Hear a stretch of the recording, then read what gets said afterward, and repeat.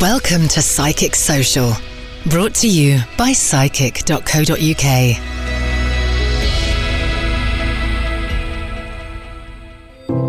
On this episode of Psychic Social. He was resuscitated, and as he was resuscitated, his mum said, breathe. He said she was literally looking like she was in the clock. She said, breathe. And as she said, breathe to him, the resuscitation was done, and they brought him back to life. Wow.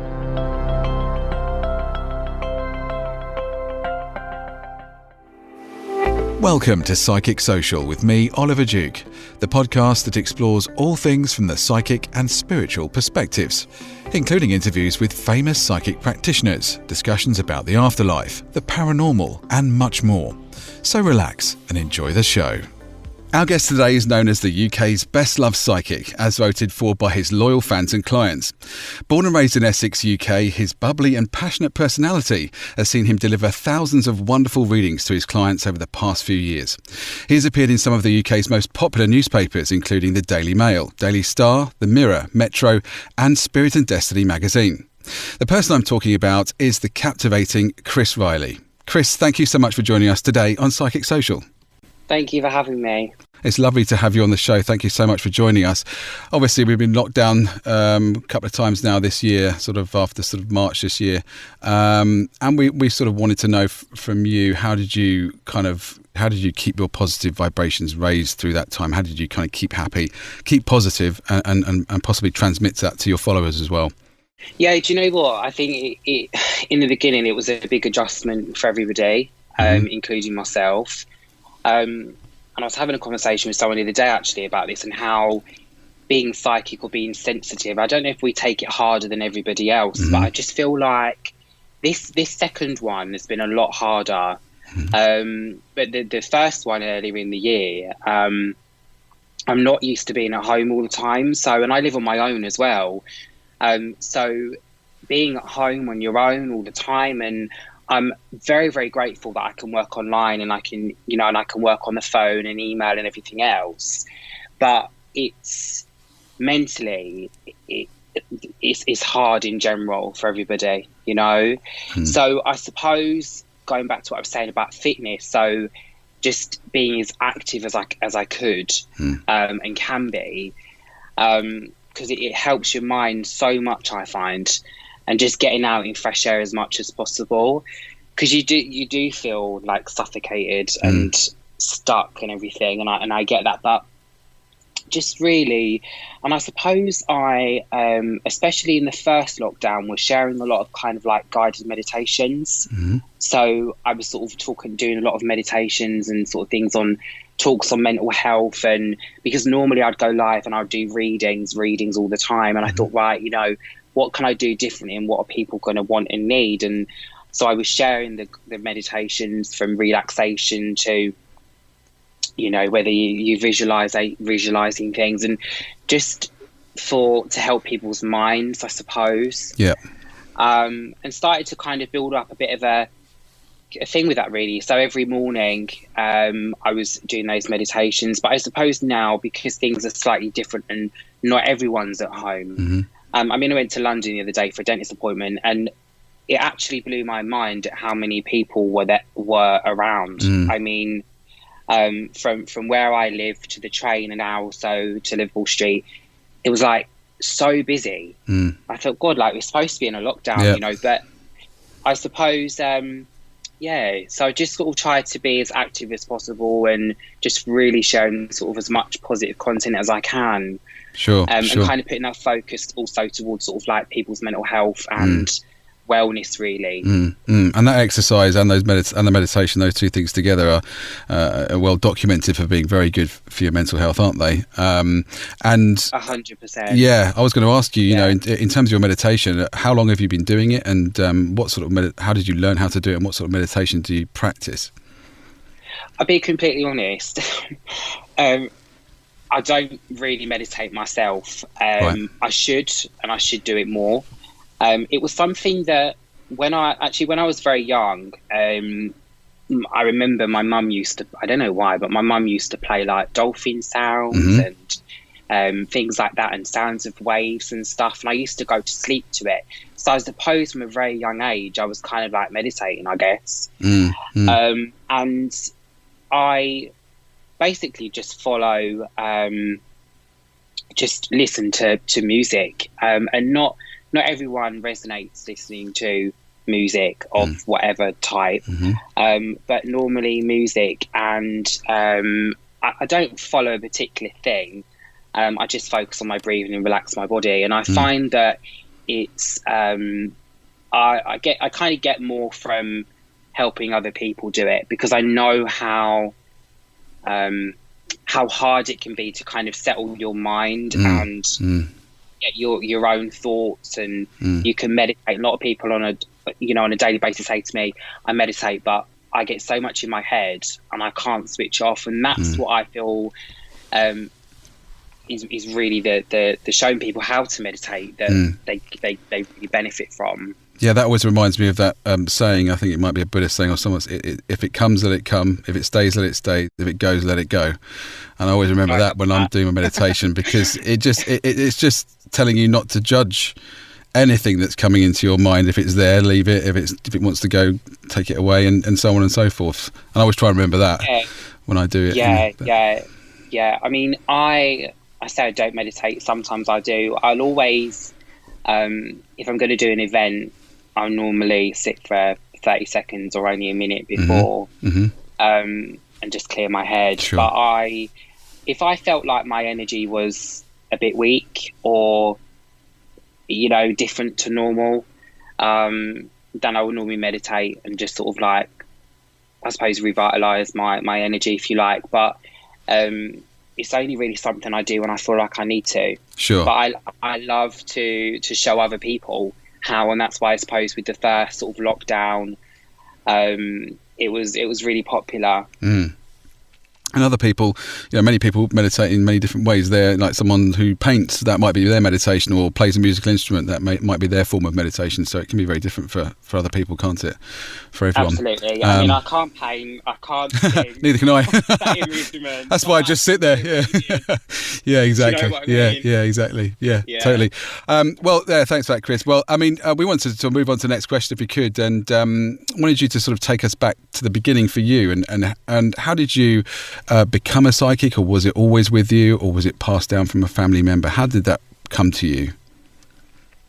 It is in the family. I mean, my mum is a medium, my auntie, and my nan, who's my great nan, I believe, who's passed, used to give tea leaf readings and things. So it is in the family. And for me, actually, when I was growing up, my mum wasn't, wasn't a medium then. It wasn't something that I suppose we were all open-minded to, or my family were open-minded to, but it wasn't something that was encouraged, I suppose. And at the same time, it wasn't shut away. It was like it was never spoken about, I suppose. So the first kind of experience, I was I think I was about 8 years old. My younger brother, who's now 17 nearly, so I was about 9, so I'm now 26, so I was 8 or 9 years old, and we lived in the countryside, very sort of quiet place. The primary school that I went to had like 16 or 17 kids in, and it did eventually close. So really quiet village, like you can imagine. It was really out of the way. Not many people knew where it even was, that it existed. So this particular night, I remembered, and I can remember this as clear as day, and those things you can remember when you're a child that are just so vivid. I remember laying in bed at night thinking that we were going to get broken into, and in my head I thought, oh, don't be so stupid, go to sleep. But part of me in my head felt like someone was telling me. So I remember getting up. It was late at night. It was about 10:30, something like that. Getting quietly to the front door, and we had it was an old wooden door, a council house. Like, it was an old wooden front door. It was going to be replaced with a new one just before the PVC sort of doors were coming out. So we had a bolt at the top and bottom and a latch. sort of the slide across latch, and we were never really. We sometimes put the bolt on the top, sometimes the latch, sometimes not. You know, as I say, quiet area. There was never really any concerns about that. So I put the latch on the door; it wasn't on, and I think one of the bolts wasn't on. So I done that and went to bed. Mm-hmm. So I went to sleep. I don't know exactly what time, but my mum was heavily pregnant, so this was before my younger brother was born, and there was this bang, bang, bang, bang, and someone was literally kicking the door in. Wow! So much that their shoe, boot hole, whatever, came through the front door, and there was a big hole. Wow! Now the bolts came off the door at the top and the bottom, and the latch stayed on.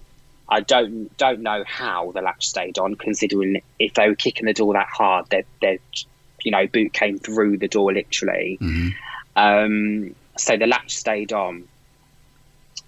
So my mum woke me up, and she was telling me, someone's tried to get in the house and whatever. We're gonna sleep in the front room in case they come back, etc. So you can go back to sleep. Don't worry. The police came in the morning, but it wasn't really. When I got up, my mum was like, "Oh, thank God you put the latch. Did you put the latch on the door? Thank God you did."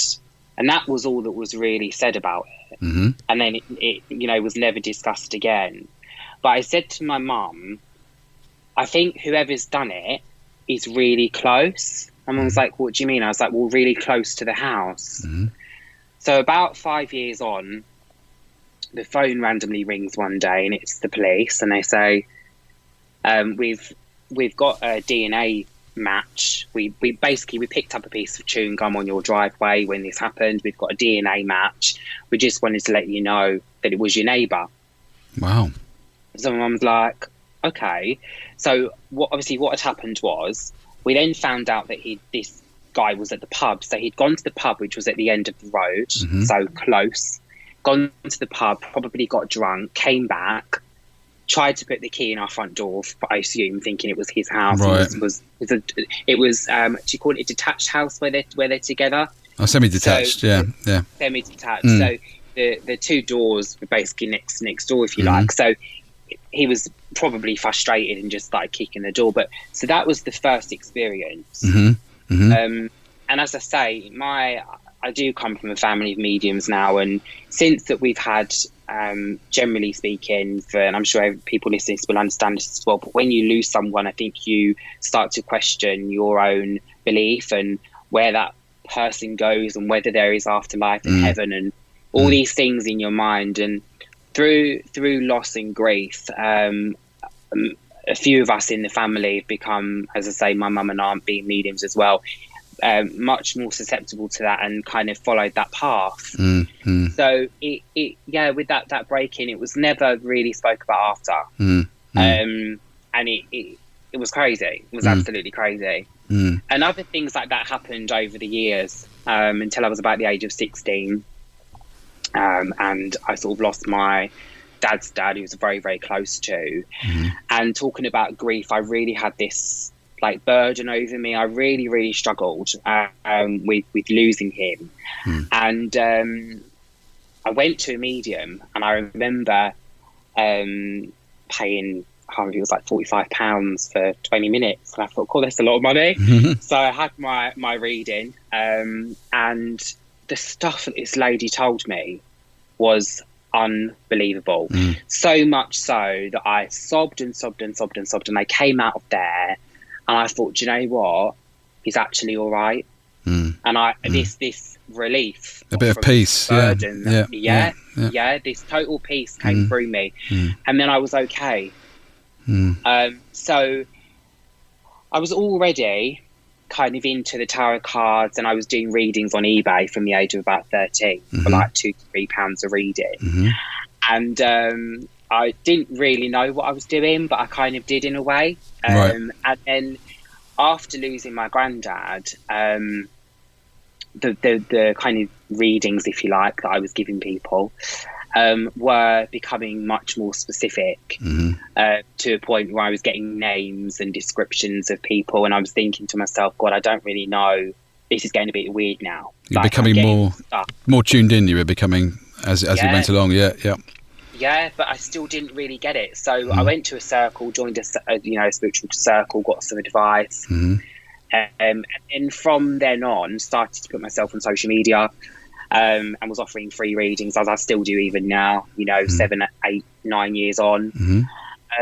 And yeah, and I'm very, very lucky that my work is built on recommendation and people following me and watching my readings and tagging their friends and their family, and I'm very, very lucky with that. So yeah, that's really where it all started. And I suppose I didn't really understand it until about the age of 16, really, when I went to see someone and get that advice and understand. Because I used to think to myself, God, what if someone comes to me that has lost someone to suicide or has been, in a tragic passing, or how would I even talk about that? I was young, and I suppose the people that were coming to me and having these readings I think they'd look at me and I used to go out with my mum and aunt, and we used to do events together, and people would come to me and they'd sit down, and I think they'd look at me and think, God, he's young. What the hell is he going to tell me?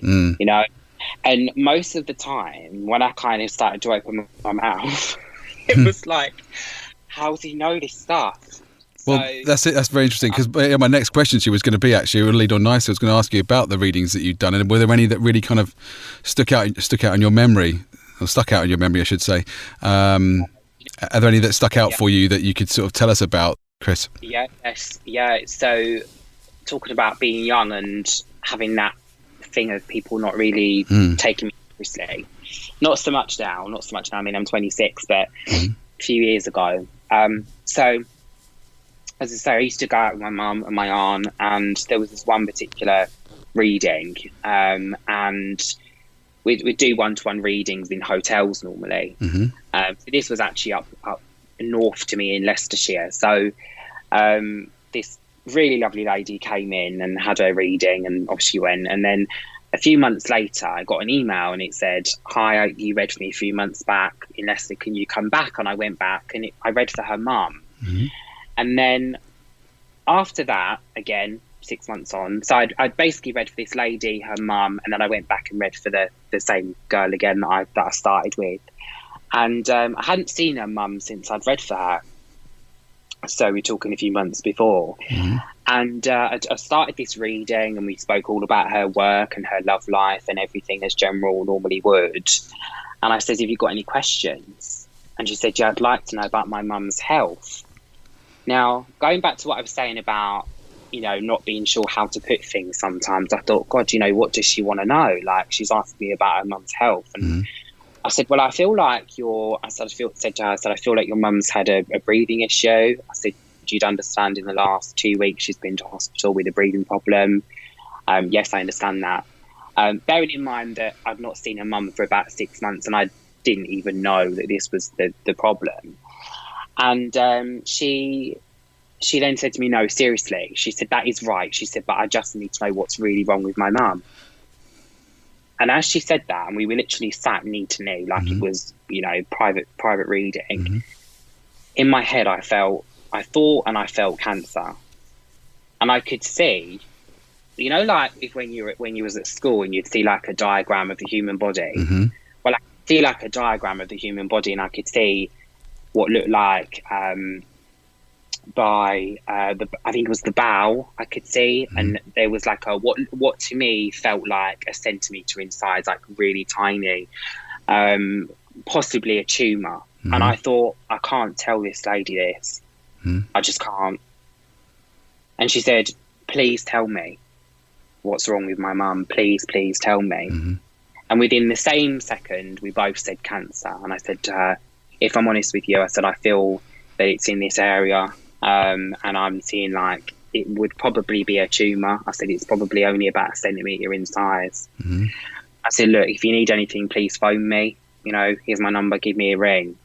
And the phone rang a week later, and she said, "I've got my mum into hospital for a scan. She's got cancer. She has a tumour.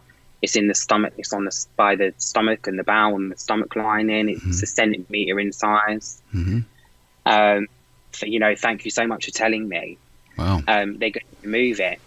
So it was removed, and she had treatment for a while, and sadly she passed away about a year and a half or 2 years on. Right.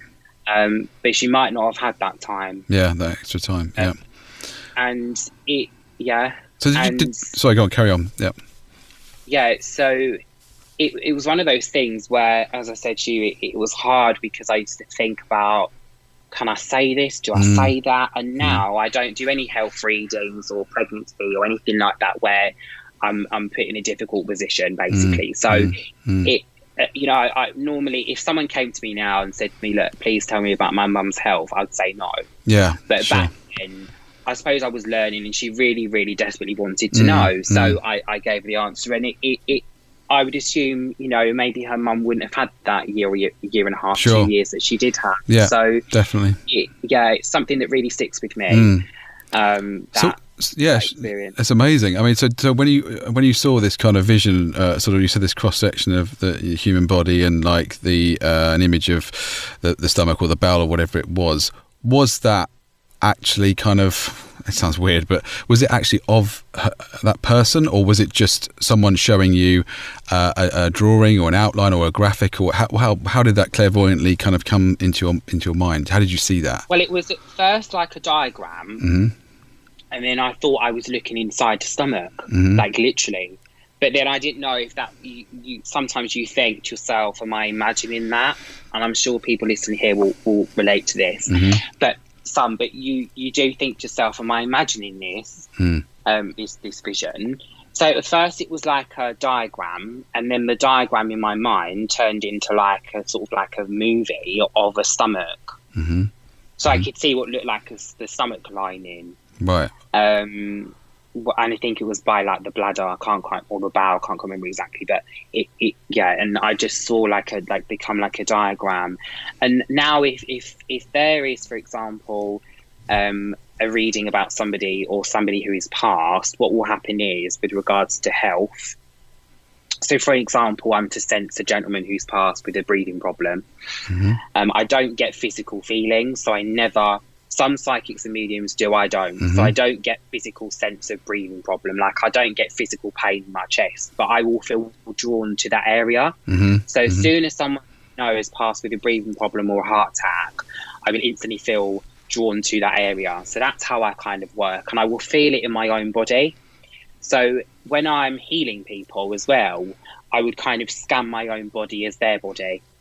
Right, okay, I see. Yeah, so I feel it in my own body. Yeah, but that was kind of like a vision of like a picture, and then like a kind of like a film, which is kind of how I get a lot of what I receive. But I also predominantly feel my information. Okay, but that was like a clip in my mind. Okay, I see. And you sort of feel those reference points on your body, sort of to attach that to who you're reading for. Somebody sort of said to me, you know, I'm concerned about my body or my health. I might feel drawn to my stomach, for example, or my back or my shoulders, or my, you know, like drawn to an area, and then I will feel deeper into that as to what the problem is, but I will normally recognize straight away. I see. Okay, great. That's absolutely fascinating. Well, I mean, we've been hearing about your mediumship in the show so far. Can you tell us a bit about your guide or guides? Do you have one or many, and how do they work for you? I say I don't use guides. I'm sure I have many. I don't really reference to them, to be honest. I have no idea who really works with me. Okay. Occasionally, if I do like a stage audience show or an event, I might get a feeling of somebody beside me before I do it, but I couldn't tell you details about them or whatever. I think because this has kind of been, I suppose, within me since I was little, I don't feel like I'm very blessed to be able to say that I don't feel like I've had to work for it. So as I said to you, I don't really meditate often, unless I feel like I need to. With the guides, I don't sort of speak to a direct guide. And the thing is, I don't, when I'm given a reading as well, and this is something a lot of people ask me, is how do I switch it on and off? And I don't. don't ever turn it on and off. I don't ever open up or close down or anything, which some people might think is really wrong, but that's me, and I've never had any problems with that in any way. I was going to say, does that not drain you sometimes, being constantly open to that? No, I don't feel like I can go in a shop and walk past someone and I'd never look at that person and pick something up. The only time that I'm open is when I'm giving a reading, and what I find is I work well instantly. So if, for example, I was to do a reading over the phone or in person, I will never get anything before.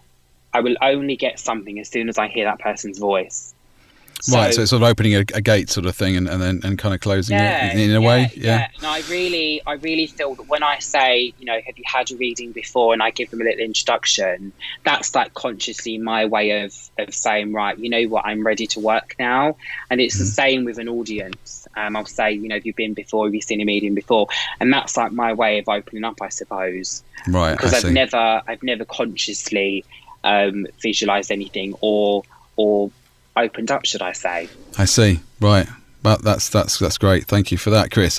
Well, we're going to head into a break now. We're hearing some fantastic stuff from psychic medium Chris Riley here on Psychic Social today. And we're really looking forward to hearing more from Chris in part 2, where we'll hear some more of his psychic stories, his fascinating take on the afterlife, and much more. So we'll see you after this. Hi, hope you're enjoying the show today. Now, we have a brand new horoscope email you can subscribe to at psychic.co.uk. All you have to do is wait for the pop-up to show on the website and then enter your email and star sign, and every Sunday night we'll email you a free horoscope for the week ahead. Now, you can dive in one step further if you wish and take a look at our Horoscope Plus memberships. This is your weekly horoscope plus a lot more. There are 3 memberships to choose from, and we've covered all budgets, we feel. So the Robin membership gives you private, exclusive access to a more detailed horoscope on the member horoscope pages at the website, and a chance to win a psychic reading via Zoom each month. And you'll get a free access code as well to the taster version of our amazing video tarot course with Nikki Allen, 10-Hour Tarot. Now, this membership is just £1.99 per month, and you can cancel it anytime you like. There's a ton of stuff in there for such a small amount of money, so much value. The next membership we've got is the Feather membership. It's a step up from there, and it's just £5.99 per month, and you can also cancel anytime for that one too. Now, as a Feather member, you'll get a much more detailed, in-depth horoscope than the Robin membership horoscope. And on that Feather member horoscope page on the website, you'll get exclusive access to that with over 1,000 words of horoscope broken down into 3 sections. That's including romance, work and family. It really will give you a fantastic insight into the week ahead every single week. You'll also get our truly amazing astrology video. That's thrown in for free as well, which is 30 minutes of fantastic content on astrology. And as with the Robin membership, you'll also get a chance to win a psychic reading via Zoom every month too. So that's wonderful value in there as well for $5.99 a month for the Feather membership. And the final membership is the Angel member. That's the top level membership to access on the site. That gives you some amazing stuff, and all that info is on the website. Just head to psychic.co.uk/membership and take a look at which one will suit you. We'll put the link in the show notes of this podcast down below for you, so you can just click there and check them all out there. You can also check out the horoscope page and have a little sneak peek at what the Robin members are getting there already. That's at psychic.co.uk/horoscope. Right, now back to the show. Welcome back to part 2 of Psychic Social and our chat with psychic medium Chris Riley. Now, we wanted to ask you, as we move on into part 2, Chris, was there any sort of distinct difference between reading for people in person as opposed to reading for people on, say, a video call, whether it be Zoom, Skype or in any other way? The only thing I would say is I do prefer to see people face to face. Mm-hmm. It doesn't make any difference the information that comes through, whether it's about them or their past loved ones at all. It's always an amazing experience, whether it's over the phone or in person. But I prefer the personal meeting the person, them sitting in front of me, and I love, like, when I work from home and I have people around the house, to make them a cup of tea and, to sit down with them and have a proper chat with them. And I just feel like it's much more personal, although it's incredible that we can speak all over the world through Skype, Zoom. And I do speak to people from all over on a daily basis. I mean, I had someone the other day from Trinidad, and I was like, wow. Are you serious? So yeah, it's absolutely amazing. But I do really prefer, I think, the personal one-to-one. You can't beat being in someone else's kind of personal space and energy, can you? Especially with like that, Exactly. Yeah. And I just before this second sort of lockdown, I did a day in a salon, a beauty salon, on Halloween, and it was the first sort of like in-person thing I'd done for quite a while, obviously because of the restrictions. And I think I'd done about 10 readings, 25 minute readings. Half an hour break, and when I'm seeing people in person, I like to just do one after the other. Like I'm in the right mindset, is to kind of in a flow. It absolutely knackers me at the end of the day, but when I'm on the roll, I just prefer one after the other. Yeah. And I don't know if it is stronger when you're in person or not. It could be, but people that come in. There was a young girl who came in first. And I'd always ask, have you had a reading before? And she said no. And in my head, I thought she's got endometriosis. Wow. Which, is a condition that can affect, I think it's the womb, if I'm right. And the ovaries, is it? Or something like that? Is it? Yeah. Possibly, I think so. Pregnancy, that sort of thing. Yeah. And I thought, God, you know what? If I say that, she's going to be out the door. Like, she's never had a reading before. Ease myself in gently, if you like. So I started about her love life and her relationship and her career and family, and then I came to that. And she'd been diagnosed 2 days before, and her mum came in after and said to me, I'm so grateful you've told her that, because she's got the diagnosis, but it's taken the doctors like 4, 5, 6 weeks to find this out through so many different tests and things they've had to do. But she's still in denial about it. She's like, she still doesn't believe that that's what it is. She said, but I've tried to tell her, that I have kids. She's like one of, I think it's 3 kids, whatever. I have kids that are healthy, and it doesn't mean she can't have children. And that was what she wanted to know. Right. So I don't know if it is stronger when it's in person or not, as I say, but significantly, I wouldn't say there's a difference, but it's just that personal touch. Yeah, exactly. And it is nice to be face to face, but obviously we are, very lucky to have be able to make video calls and stuff of really good quality now anywhere in the world, and that obviously makes it great for lots of things, keeping up with family and friends and things like that do live far afield, and obviously during something like lockdown as well, but also for psychic readings and stuff like that, so people can still have readings and still feel connected to the psychic via video call. But yeah, I mean, we're so lucky that through lockdown we've got that the first to use, one more so we can speak to family, and we can video call, FaceTime. I think mentally it was a big thing for a lot of people. Yeah, sure. To be able to have that contact and actually see them on the screen and that, and we're very lucky to have that. Yeah.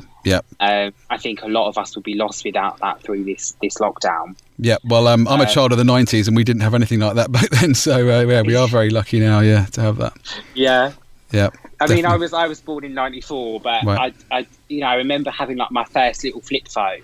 Yeah, but it never had like FaceTime. No, nothing like that. So I mean, I wonder what it's going to be like in 20 years' time, Teleportation, that's what's going to happen, I think. Yeah. Through the phone, that's it. Yeah. Then you can be in person anywhere in the world. Yeah. This is it. Yeah. Well, that's great to hear that. And obviously you just mentioned about that sort of that sort of live appearance in the salon you mentioned. Are there any other live events that you could tell us about that you've done in the past? So some platform work that you've done in front of live audiences, anything like that? Yeah, so I've done a lot of my own events. I have about 50 people when I do shows. I don't really like any more than 50 because at the end of the day, I think people pay, £20-25 a ticket to come to these sorts of events. And I like as many people to get a reading and them to have that kind of intimate experience. So kind of around 50 people. I've done pretty much most of the UK. Normally just sort of take someone with me, go to a venue, do an evening show, and then read private readings. The shows I love, obviously at the moment it's not possible. So it's been nearly a year, I'd say, since my last sort of in-person event. And I wouldn't say I'm a really confident person. I'd say I'm more confident now, but I never used to be. And the first kind of platform event I done, I was about 17, and I remember it was for 100 people. And I remember getting up thinking, how on earth am I going to do this? And it was to raise money for charity. It was for a young boy with cerebral palsy, who it was to raise money for a wheelchair for a young guy. And I remember getting up thinking, how on earth am I going to do this? I'd not really done one before. And actually, I kind of feel it's almost like I kind of excel in a way. So this sort of like power, I wouldn't say power comes over me, but this feeling comes over me that of just complete trust, I suppose.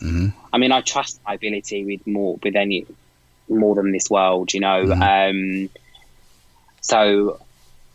and I've always said as well, just say whatever you get, and that's what I do. And I get people to bring photographs along normally, and they're placed down in front on a table, and I will mix it up. Sometimes I do first half with just sort of straight readings, and the other half with photographs. And I think a lot of people like to have a photograph read, or a piece of jewelry, or I've had people bring handkerchiefs and cats. Right, and I see. I was going to ask you, do you do obviously the psychometry, the full-on psychometry? Obviously, you do. Yeah. I mean, not in private readings, but if someone brought something along to a show and they'd put it down and I was drawn to it, then if I was drawn to it, of course I would touch it. And normally I will touch something, get an instant feeling. I'll give an example. I had a client about 2 months ago who I was really drawn to this bracelet that he had on, and I just kept looking at it. And normally if I feel drawn to an object, it's because it's really significant or it belongs to a past relative, but it wasn't a past relative, it was a previous relationship. And as soon as I touched it, it was like a vibration came through me. And that made me feel that this was with an ex-partner of 7 years ago, and they'd met in Great Yarmouth on a caravan site, and it was exactly right. Wow. And he literally went white. I was like, how on earth? Jaw-dropping, yeah. And I thought, I don't really know how I know it, but I know it. Yeah. So I just touched this bracelet literally within a split second, and just felt this energy. And I was obviously drawn to it for a reason, but so with the photographs, very, very similar.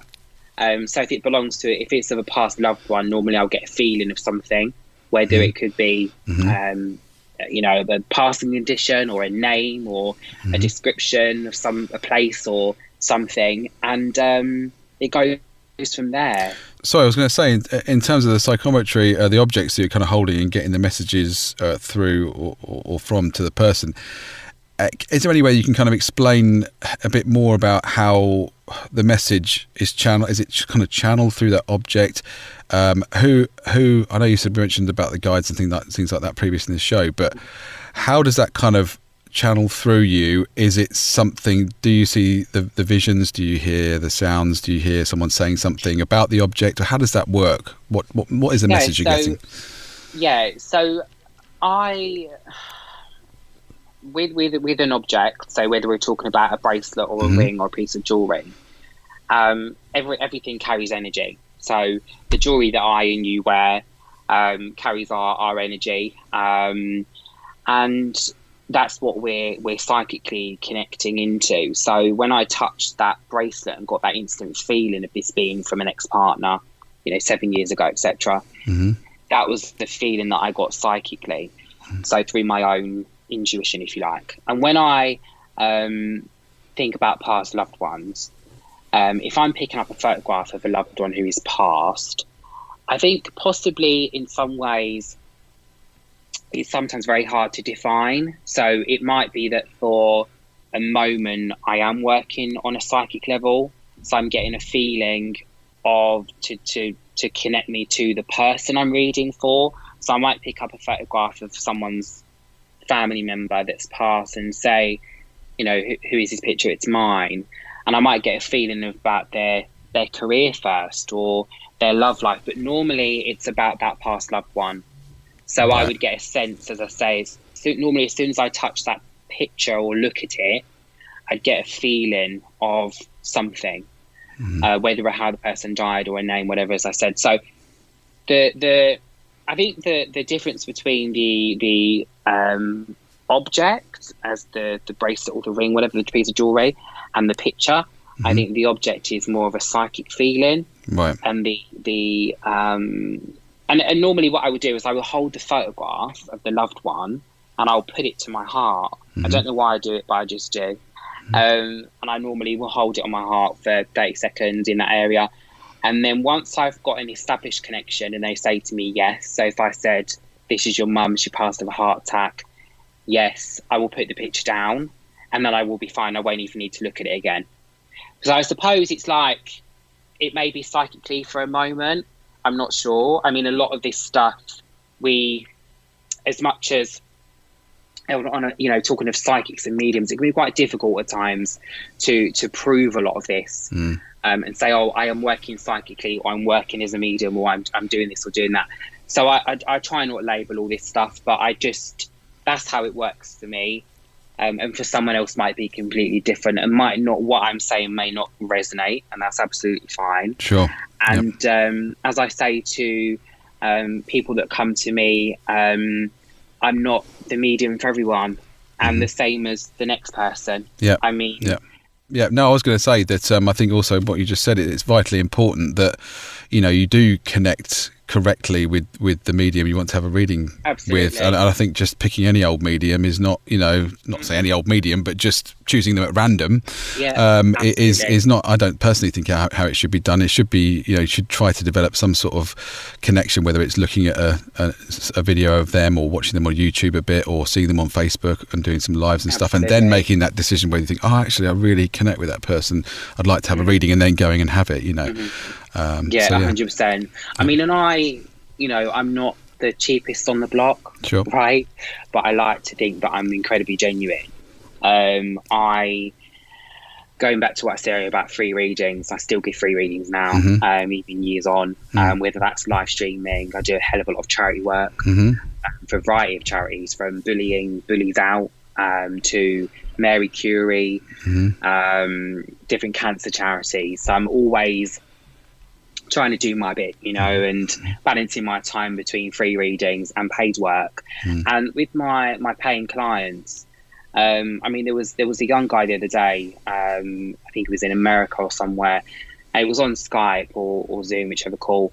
And I mean, I was 15, 20 minutes in, but I just did not feel like it was wow. And I like people to come to me and have a good reading and not be like, one bit of information's right, the next bit's not, the next bit is, the next bit isn't. And I always will, I say in my mind, I might give 5-10 minutes. I probably turn away, I don't know, 1 in 10 people. Right. It's not very often, but I'll always stop and refund them. And there's occasions where I'll say to them, we'll try again in 4 weeks' time. And it's been absolutely mind-blowing 4 weeks later. So I don't know why that is sometimes, but... That's interesting, isn't it? And that also goes back to that, having that connection with that person as well. Maybe it might not be initially, the first connection might not be good, like you say, and then in a few weeks' time, then the connection is good. But yeah. Absolutely. But the thing is, as I say, this young guy the other day, I was about 20 minutes in. I said to him, look, I'm really sorry, but I've got to stop. I said, I'm going to refund you. You've been with me for 20 minutes, but I just personally don't feel like this is quality. There was bits and pieces, probably 75% that relate, but it was like every 3 bits of information, one didn't make sense. And it might just be didn't know. It might be I was wrong. But I would never want someone to pay for a reading and go away disappointed. No, of course not. So whether No. I've spent 10 minutes or 20 minutes, I will stop No, and that's I good. will refund them. Yeah. Yeah. So that's, I think, it's just being having an integrity Yeah. about what you do. Exactly, of course. And of course, when you say, you know, you're not the cheapest on the block, but I mean, like with anything in life, you totally get what you pay for, and if you want quality, then you got to, I guess, be prepared to pay for it. You know, with anything. Yeah. I mean, I have people now that some clients that offer me double what I charge, and I wouldn't take it. You know, and I like to, if I didn't, I have to do my free work as well. Yeah. I feel like that really balances it out. It's really important to me that I do my live streams and messages and the charity work. You know, and there's got to be kind of like a balance, and I feel like I've got it about right. Sure. Well, it sounds like you have. Yeah. Sounds good.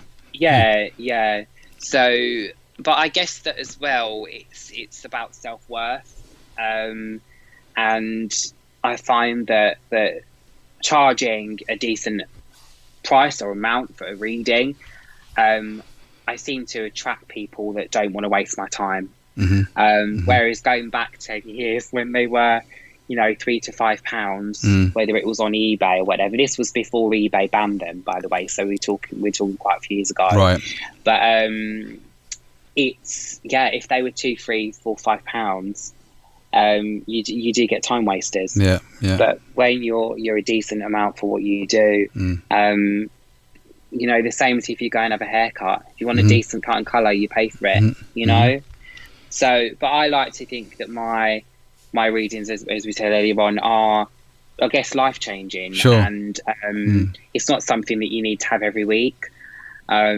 Although I don't put a time frame on it, but no one comes back to me a week after speaking to me, put it that way. Right, fair enough. Because I like to think they've got enough guidance and answers and insight. Sure. And what's... So go on, carry on. Yeah. No, go on. No, I was going to ask you, what's the average sort of length of time you do a reading for? Is it sort of half an hour? What sort of time length would you give to a reading? I mean, I was doing half an hour through the first lockdown, and then I... thought about it. I thought, well, maybe actually some people would like 15 minutes. So I've started to offer a quarter of an hour, which I've been very busy with both, with the 50 minutes and the half an hour. At sometimes it's been the quarter of an hour hasn't always been enough. So there was a lady and a gentleman yesterday who had a quarter of an hour last week and just didn't feel like it was long enough. They still had some wanted a bit more. So they came back yesterday for half an hour. So sometimes the 15 minutes is enough. Most of the time it is. I don't often go over half an hour. Right. Sometimes if the reading is sort of incredibly emotional or there is more I need to say, then of course I go over. Very happy to. That if I felt that there was more that I needed to say, or there was a loved one that I'd not mentioned, then I would, happily go on a bit longer. But yes, it's normally a quarter of an hour, half an hour, and normally it's enough. So there wouldn't normally be a need for anything past half an hour, you think, for people? No, unless, as I say, it was incredibly emotional. Because not only, I think, part of my work, I'm not a counsellor, but part of my work is that sometimes is counselling when there is emotional trauma, or there is trauma from relationships, or could be anything. And I think a lot of people sometimes as well take I guess comfort and that in talking to someone like myself. So as much as I'm not a counsellor, and that is something I did thought about doing some courses in, but one day. But I'm not a counsellor, but I think a lot of people do. And it's like if it was emotional and it was the person was at half an hour was really upset and needed more, I'm not going to say to them, "Your half an hour's up now. See you later." I'm quite happy and quite flexible with my time. Well, that's great. Well, thank you for all that, Chris. It's great to hear all of that. Well, we wanted to move on to your last sort of psychic-related question of Psychic Social today, and we wanted to ask you what your thoughts were about the afterlife through your life so far and your mediumship experiences so far, and what do you think happens when we eventually leave the earth? Do you know what? I've heard and thought so many different things about this. I find hard to not understand, but I guess confirm, is that the readings that I give and the readings that any medium gives where they're communicating with a past loved one, I feel them loved ones so close to me. So I think, how can that loved one be in a separate world or dimension?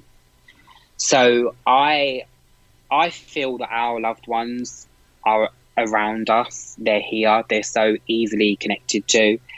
But I've heard so many stories. I spoke to a guy recently who'd had a face-to-face reading, who had had a near-death experience, and he was telling me about it, and it was kind of mind-blowing what he saw. And he basically had an operation, came out of theatre, was sitting like as a sort of like an out-of-body experience, so could kind of was sitting out of his own body, if you like, and he could see his mum who had passed in the clock vividly. And he was resuscitated, and as he was resuscitated, his mum said breathe. He said she was literally looking like she was in the clock. She said breathe, and as she said breathe to him, the resuscitation was done, and they brought him back to life. Wow. And so I like to believe that, and I know that our loved ones are so close, of how, when, you know, in life and when we do pass, but I can't say to you there is a heaven and it looks like this, or there is a spirit world and it looks like this, because it can't be proven, I guess. And you know, I won't know until the time comes that I go there myself. So I really can't. I don't know. I feel, as I say, that I believe our loved ones are here and around us, and that's where I leave it at, really. The veil is very thin between this world and the next, as they say, I think. Yeah, and as I say, I find it hard to kind of fathom within my mind of if our loved ones are so easily contactable through medium and can give such incredible information in detail, and that they can't be far away. No, I believe that too, definitely, and I'm sure lots of other people would do that are listening. Thank you for your take on that, Chris. Now we're coming towards the end of the show now, and the last couple of questions we've got for you are going to take us slightly away from the psychic world. We wanted the listeners wanted to get to know a bit more about you in terms of what you like to read and what you like to watch on TV. Can you sort of tell us what the last book you read was, or audio book, box set you watched on Netflix, or any podcasts, anything like that? The last book I read was Mrs. Hinch. Right. Do you know Mrs. Hinch? I don't know. Please tell me. What's it about? So I'm in the middle of moving house, and I'm into my home stuff. So Mrs. Hinch is a cleaning influencer. Right. And I like to, on sort of like social media, I like to follow really positive people. She's just one of those positive influencers. And she's got a couple of books, and I was reading her memoir. I don't really read, to be honest. I wish I had time to sit and read books, but if I do read, it's something like that, or it's normally something relating to what I do. Right. So if it's a biography of a medium or about something spiritual, that type of book. I mean, I was going through some books that I've got, packing things for this house, new house move, and a couple of books that I've got, like I've got a book, you know, Crystal Ball and meditation books and stuff like that. So that's the sort of thing that I would read. But as I've been reading this book called Mrs. Hinch, and I think a lot of people, she's well loved. She's amazing. I say, great. I have to check her out, definitely. So, people listening, are going to know Mrs. Hinch. Right, I see. Great. Okay. And what sort of, like, what have you watched on telly? Sort of box sets and things like that? Anything on Netflix or other streaming platforms? Netflix. I do watch a bit of Netflix. I was watching, I think it's called The Fall. Right. Yeah, I heard of that. Yep. Have you seen it? I haven't seen it, no, but I've definitely heard of it. Yep. It's got Jamie Dornan in. Right. And it's basically about a serial killer. It's great. Right. Anything I watch like that on TV or a film, I've got to kind of get stuck into, otherwise I get bored. Yeah. So, there's a few sort of like Netflix series, but that's the one that I've been watching recently. Right. And then TV, I'm a Celebrity, Jungle, and it's starting this weekend. How is it? Oh, I didn't realise that. Yep, definitely into Sunday. that. It's in Wales, isn't it, this year or something, isn't it? Yeah. I'm looking for that. Yep. That's this weekend. Yep. But yeah, no, I don't really watch a lot of. Do you watch Bake Off TV. at all? Bit of Bake Off. I love Bake Off. Really, do love a bit of Bake Off. I love baking. Yeah, I do. But yeah, no, I've not really watched a lot of that. Yeah. Cool. Okay. Well, thanks very much. So this will be very interested in all that. Now, can you just tell everyone before we let you go about your website and your social media, etc., and anything you might be currently selling, your YouTube channels and courses, anything like that? Absolutely. So my website is chrisrileymedium.com. You can find me on Instagram and Facebook, Chris Riley Psychic. I don't have any particular courses or anything at the moment, but as I sort of said to you through this, I've been doing a lot of phone readings, so always available for them. I have an incredible team of readers that work alongside me, offering phone, text, email readings. So wherever you are in the world, there's options for everyone. But yeah, you can follow me on the social media, Instagram, Facebook. I say I do lots of free readings of all different things and lots of different things. But yeah, you can follow me Instagram, Facebook, Chris Riley Psychic. Fantastic. Thank you, Chris. Well, it's been absolutely wonderful to have you on Psychic Social today. It's been really fascinating talking with you today and listening to all the things you had to share with us and the listeners. Well, stay safe and take care, and we look forward to speaking with you again very soon, Chris. Thank you very much for joining us today. Thank you. All right. Have a lovely day. Look after yourself. You too. Thank you. Bye.